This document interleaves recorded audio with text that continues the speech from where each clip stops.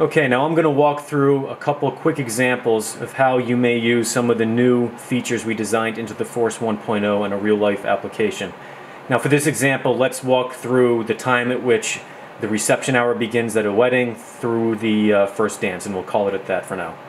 Alright, so let's say cocktail hour is about to start and you want some subtle uplights on around the room, but you don't want any of your other fixtures throughout your rig to be active. Well, we can easily do that.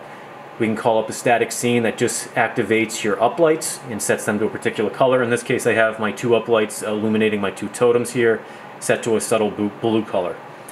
Now, if we fast forward a little bit and say it's time to announce the bridal party as they enter the reception area, you may want to focus a couple of your moving heads at the entry point, maybe with a particular gobo that's focused on the wall, and maybe a couple of your other moving heads pin spotting the entry point. So in this example, we'll call up static scene number 2.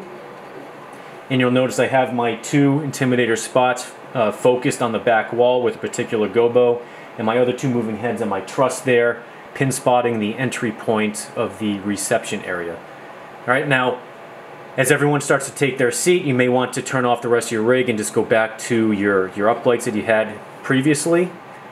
And then you want to prepare for, let's say, the first dance. So in this case, you may want to quickly kind of shut off all of your lights, but not to snap them off, but to do a subtle slowdown or turn off. We'll do that right now with static scene number 3. And then for the first dance, what I'm going to do here is I'm actually going to utilize a fixture group override.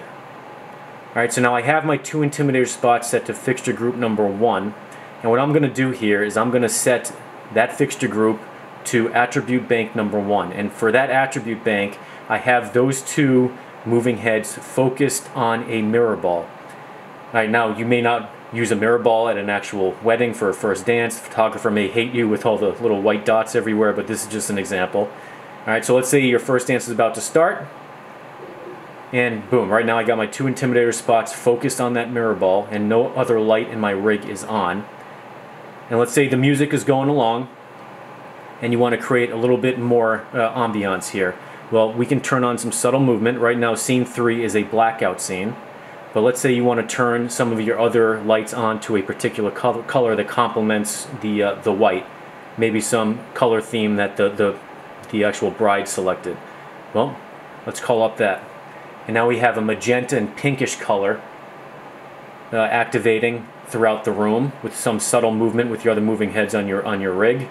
And maybe you want to go back and forth between this magenta color and a blue. Well, you can easily just call up static scene number 2 like we did before, and it'll gracefully transition from magenta to blue, and we can do it back and forth as you would like.